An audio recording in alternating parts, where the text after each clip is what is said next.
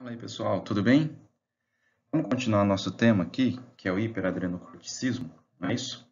Na última aula, nós conversamos sobre a parte de diagnóstico, né?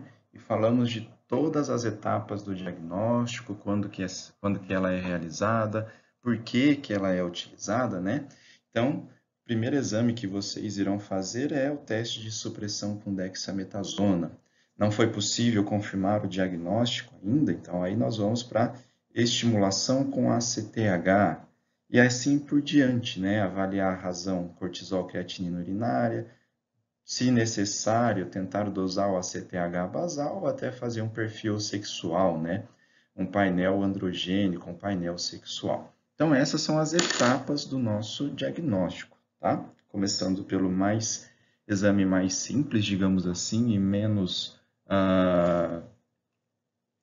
caro, né, que é a supressão com dexametasona, partindo até para um painel sexual. E agora nós vamos trabalhar hoje com relação ao tratamento, ok? Então, quais são as modalidades de tratamento para o hiperadrenocorticismo típico, né? Então, é isso, lembrar a fisiopatogenia, né? Hipófise dependente ou adrenal dependente. Ou a gente classificou e chamou de jeitos diferentes, né? ACTH dependente e ACTH não dependente, né? Então, a gente colocou aqueles nomezinhos, uma classificação nova, tá? Do hiperadrenocorticismo adrenal dependente ou ACTH independente, né? Qual que são as modalidades de tratamento disponível? Retirada da glândula adrenal, né? Então, vai lá e retira essa glândula e ela não produz mais o cortisol. Ou faz uma adrenalectomia medicamentosa, ou seja, utiliza um fármaco, que é esse mitotane, que ele vai lá e vai destruir a nossa glândula adrenal, certo? Normalmente é o que a gente vai mais utilizar, a gente vai falar dele daqui a pouquinho. Para um hiperadrenocorticismo ACTH dependente, né, ou seja, por um problema causado lá na nossa hipófise, o que a gente pode fazer? Também controlar a produção de cortisol, tá? Tá escrito errado aqui, só corrijam isso, através do mitotane, que é o mesmo fármaco que nós utilizamos ali em cima, o trilostane, certo? Praticamente esses dois. Cetoconazol era utilizado, não é mais utilizado, certo? Então a gente nem vai abordar muito dele. A gente vai falar apenas do mitotane e do trilostane, certo? E também pode ser feita uma hipofisectomia.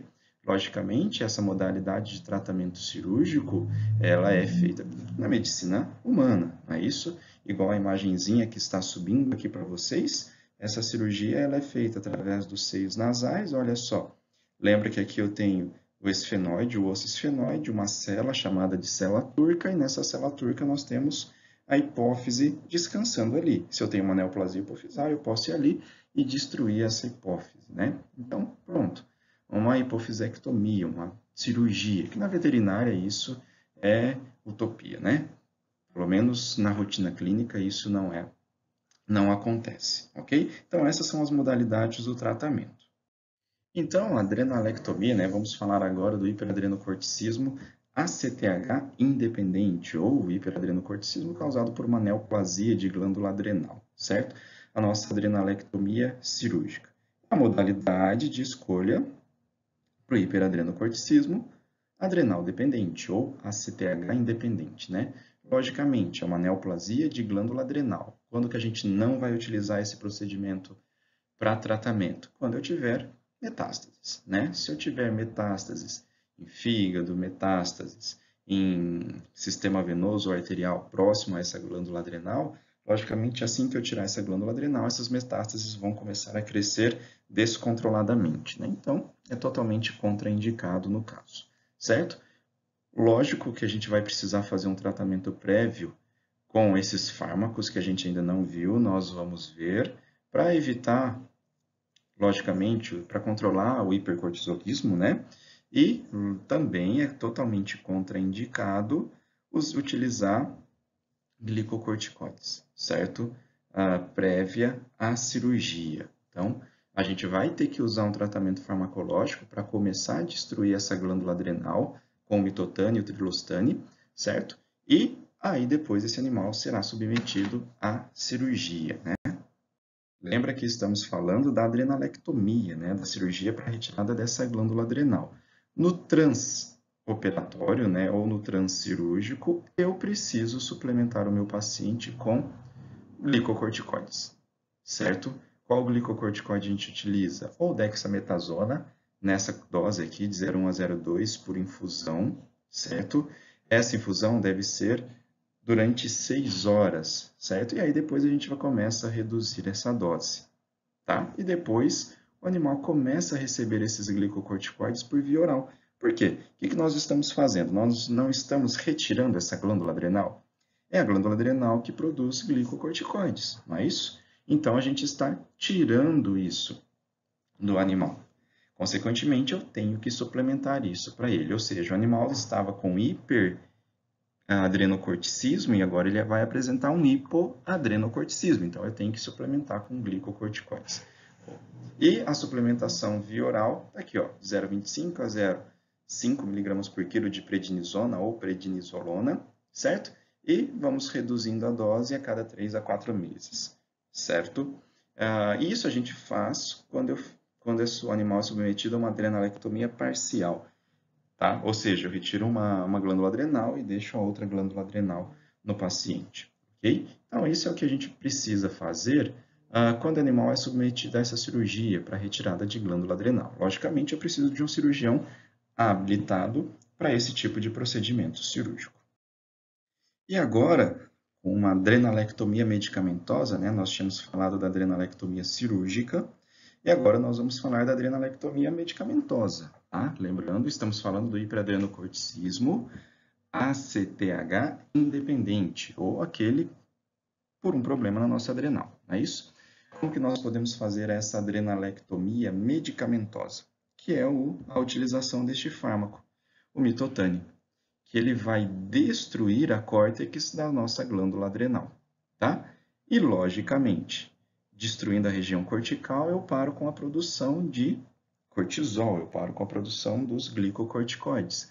Aí meu paciente vai entrar numa situação de hipoadrenocorticismo, então, consequentemente, depois eu preciso suplementar este animal com glicocorticoides. Aqui está o protocolo utilizado para esse mitotane, né, de 75 a 100 mg por dia, via oral, dividido em 3, 4 doses por dia, né, durante 25 dias. Olha só, mais o nosso glicocorticoide, de prednisona, né, de 0,25 a 0,5 mg por quilo, via oral BIT, certo? Mais fludrocortisona. O que é esse fludrocortisona? Um mineralocorticoide. Eu estou destruindo a região cortical, responsável pela produção de glicocorticoides e responsável pela produção de mineralocorticoides, né? Lembra que mineralocorticoide é o aldosterona, então a gente também vai ter que suplementar isso daí, certo? Então, essa adrenalectomia medicamentosa. Notem que eu estou utilizando um fármaco para destruir a glândula adrenal, a região cortical, não é isso? E estou suplementando esse animal com glicocorticoide e com mineralocorticoide também, certo? Então, isso é o protocolo para tratamento dessa neoplasia que acometeu a nossa glândula adrenal. E no hiperadrenocorticismo ACTH dependente, né? Então, hiperadrenocorticismo por um problema lá na hipófise, né? Então, aqui, hiperadrenocorticismo, hipófise dependente, tá? Qual que é o objetivo do tratamento? Também reduzir a produção de cortisol, certo? Lá pela região cortical da glândula adrenal. O que nós vamos utilizar? Novamente, o mitotane, que a gente já conversou no slide passado, né? Ele é um adrenocorticolítico, né, um quimioterápico, então ele vai destruir a região cortical da nossa glândula adrenal, como a gente já conversou no slide passado. Ou também podemos utilizar este outro fármaco, que é o tripostane, que ele é um adrenocorticostático, ou seja, ele inibe síntese do cortisol. Logicamente, se eu utilizar este fármaco e parar, essa síntese de cortisol vai voltar a ocorrer, ou seja, vai ocorrer a produção novamente deste cortisol. Temos algumas contraindicações para esses dois fármacos, né? Tanto para o mitotane quanto para o trilostane. Está aqui, doença renal crônica, gestação, lactação ou até pacientes com insuficiência hepática. Então, eles são contraindicados nessas situações, tá? Então, um hiperadrenocorticismo causado por um tumor de glândula adrenal, eu vou utilizar o mitotane. Ou o hiperadrenocorticismo causado por um problema lá na hipófise, nós vamos utilizar tanto mitotânia ou trilostânia, ou seja, ou vamos destruir ou vamos inibir a síntese, né, do cortisol nessa glândula adrenal. Então, para a utilização desse mitotânia, né, pelo hiperadrenocorticismo ACTH dependente, nós temos duas fases que nós vamos utilizar esse mitotânia. Uma fase chamada de indução e uma fase de manutenção. O que muda, logicamente, é a dosagem, né? Na fase de indução, nós vamos utilizar até 50 mg por quilo por dia em 2 doses diárias, por até 14 dias. Então, uma média aí de 10 dias, né? Acompanhar a fase de indução, o quê? Verificar, por exemplo, poliúria, polidipsia e polifagia, que são os sinais clínicos que o animal apresenta, né? E fazer um teste de estimulação com ACTH para definir esse término da indução. Ou seja, eu fiz todos aqueles exames lá atrás para diagnosticar o nosso hiperadrenocorticismo, diagnostiquei e agora eu vou tratar, né? Vou utilizar o mitotânia, então vou utilizar essa fase de indução. A literatura fala que em média 10 dias, né? Mas depende de cada caso. Então, após esses 14 dias, não é isso? Após o final dessa fase de indução, o que eu vou fazer? Estimular o meu animal com ACTH. Lembra que eu estou estimulando o eixo hipotálamo, hipófise e adrenal, não é isso?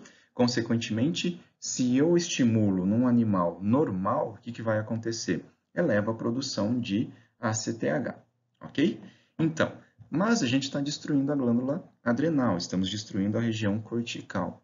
Então, depois que eu estimular o meu paciente com ACTH, o que eu espero que aconteça, né, após essa fase de indução? O meu cortisol, pós-ACTH, fique abaixo de 5 microgramas por decilitro, ok?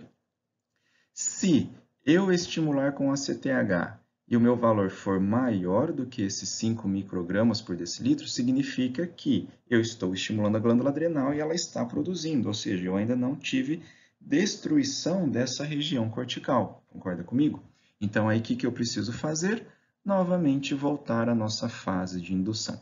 Então, essa fase de indução só vai acabar após eu estimular com ACTH e ver que a minha glândula adrenal não teve resposta nenhuma, ok? Ou melhor, ou a minha resposta ficou abaixo desses 5 microgramas por decilitro.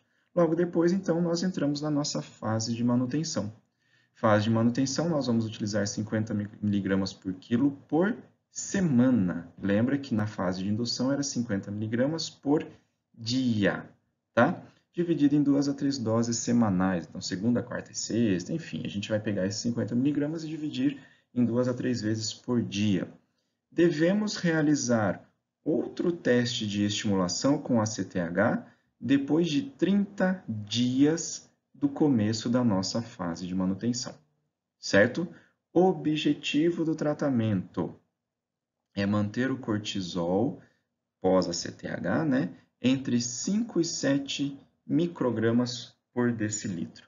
E, logicamente, nós vamos reavaliar este animal, se tudo estiver bem com ele, a cada 3 ou 6 meses. Então, notem que é o seguinte, diagnostiquei e vou começar a tratar o meu animal. Fase de indução.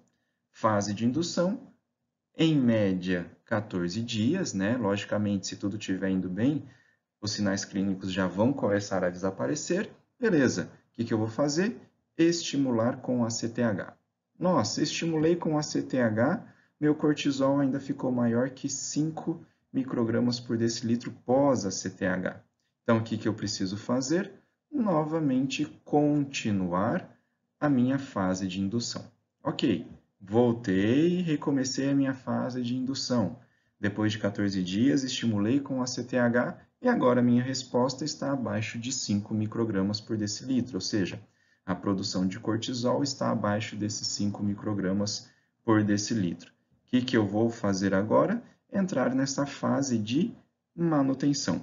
Vou diminuir a dose, né? Lembra que aqui era isso por dia, agora vai ser 50 por semana, não é isso? E depois de um mês, o que eu vou fazer? Realizar uma nova estimulação com ACTH. Estimulei com ACTH depois de um mês. Meu cortisol ficou dentro desses valores? Ok, continua com a fase de manutenção. Estimulei meu animal com ACTH, teve resposta maior do que isso, vamos voltar para a nossa fase de indução.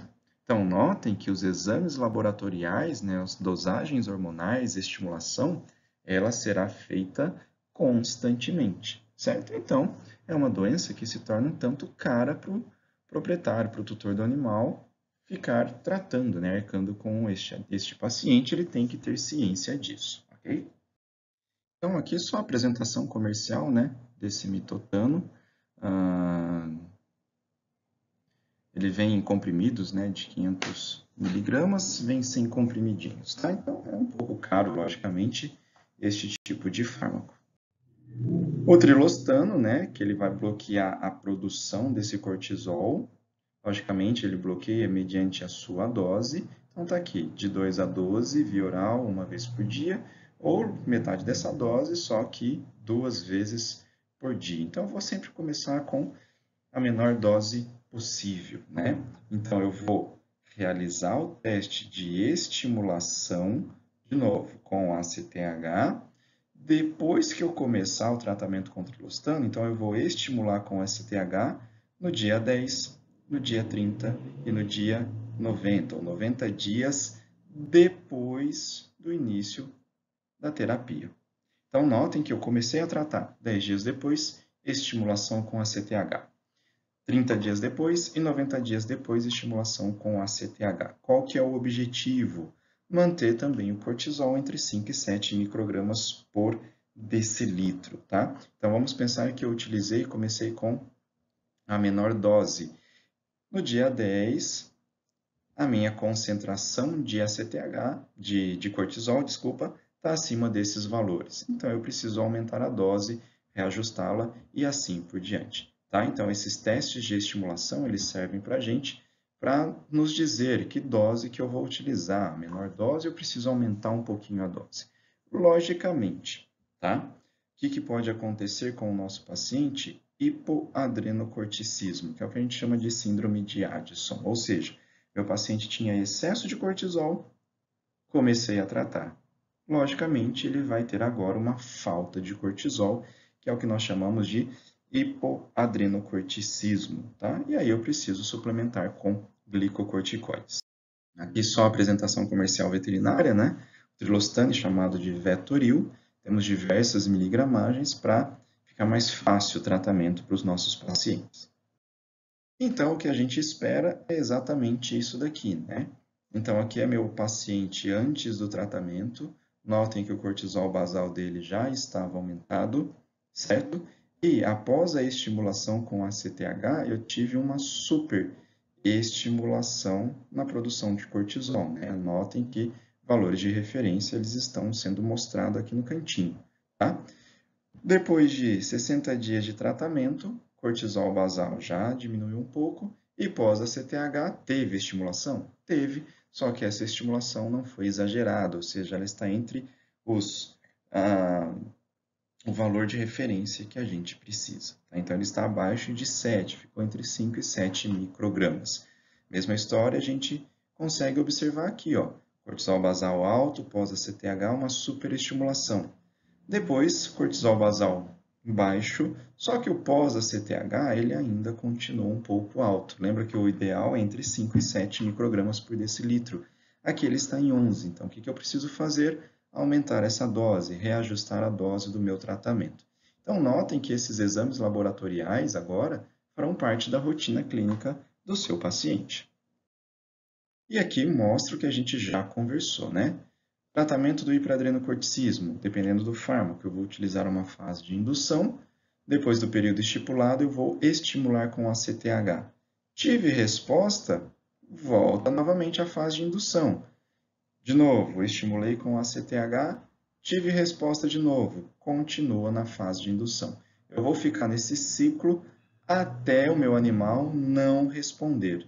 Não respondeu, agora sim a gente vai entrar na nossa fase de manutenção, tá? Então é isso que vai acontecer durante o tratamento, durante o protocolo terapêutico do nosso paciente.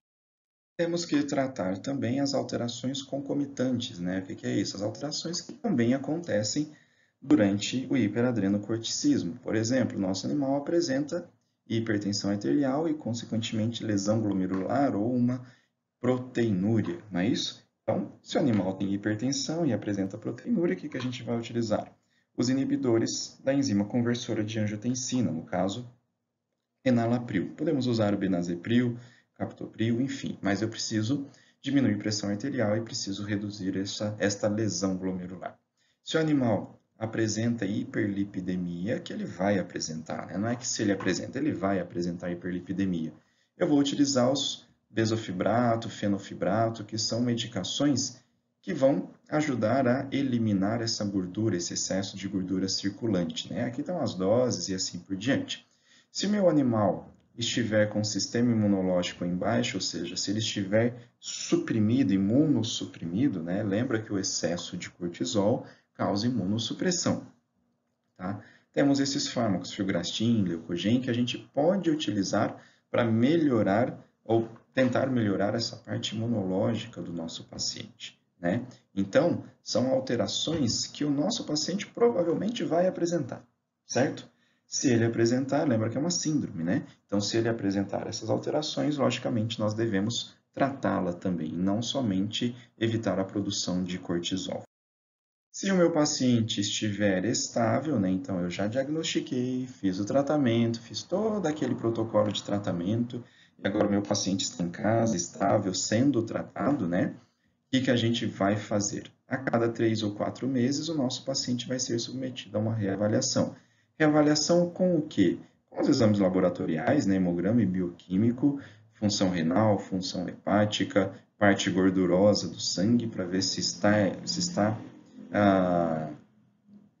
constante, né, se não ocorreu nenhuma alteração, mensuração de pressão arterial sistêmica e, logicamente, exames laboratoriais e aquela razão proteína creatinina urinária, para ver se não tem lesão glomerular. Lembra que proteinúria é causada por uma lesão glomerular. Então, se eu não tiver mais proteinúria, significa que eu não tenho lesão glomerular, certo? Aqueles pacientes que estiverem instáveis, ou seja, eles apresentam poliúria, polidipsia, alterações respiratórias, ou seja, todos aqueles sinais clínicos referentes ao hiperadrenocorticismo que nós já conversamos, o que a gente vai fazer?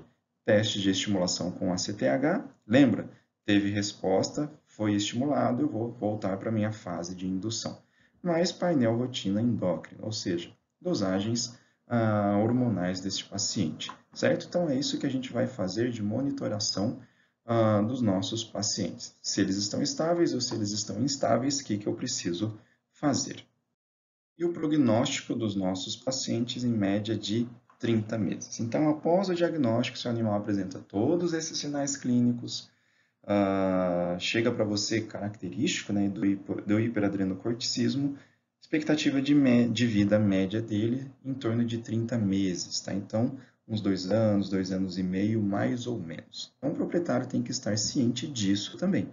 É uma doença cara para se diagnosticar, cara para se tratar e cara para se manter, ok? Ou seja, para manter o meu animal estável, em tratamento, né, de rotina, né, digamos assim. Então, o proprietário tem que estar ciente disso, tem que estar ciente que, se tiver metástase, a expectativa ela vai diminuir, logicamente, tá? E o mais importante, né, tá aqui também, né? Eu tenho que conscientizar o proprietário sobre os sinais de hipoadrenocorticismo ou de insuficiência adrenal. Lembra que a gente ou destruiu a glândula, né, ou evitou a síntese do cortisol. Consequentemente, o animal pode ter uma deficiência total na produção desses glicocorticoides e entrar numa insuficiência de glândula adrenal. Os sinais de insuficiência de glândula adrenal, depois a gente vai falar sobre isso, ok? Mas o proprietário tem que estar ciente de como que o animal se comporta mediante essa insuficiência de glândula adrenal, certo? E sempre prescrever e deixar com o proprietário esse glicocorticoide. Entrou nessa insuficiência de glândula adrenal, o proprietário fornece glicocorticoide e tira o animal desta situação, ok? Então, falamos do tratamento do hiperadrenocorticismo típico, né? Porque temos também o hiperadrenocorticismo atípico, ou oculto, que o animal apresenta aquelas alterações clínicas, né? E aí a gente terá que tratar também, tá? Então, está aqui, nós iremos tratar a obesidade, tratar o excesso de gordura sanguínea, né? Porque o animal vai apresentar isso, né? Um hiperadrenocorticismo oculto, mas ele vai apresentar alguns sinais clínicos também, tá? As opções de tratamento são as mesmas, tá? O mitotane, tá? A gente não vai usar o triclostane no caso, nessa situação, ou podemos utilizar também a melatonina, tá? E temos também uma alopecia chamada de alopecia X, onde o animal começa a ficar alopécico, simplesmente. Simplesmente ele começa a perder o pelo, só que não tem nenhuma lesão cutânea, não tem nada característico, tá?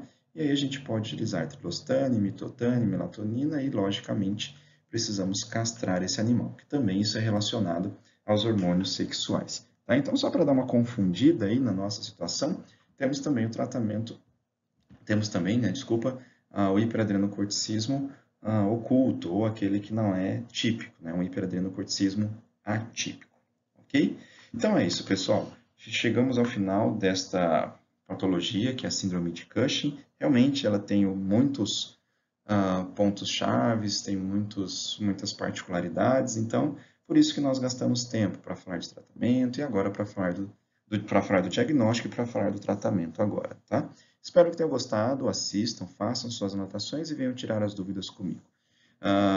Do mais, é isso, nos vemos na nossa próxima aula. Grande abraço a todos e até a próxima.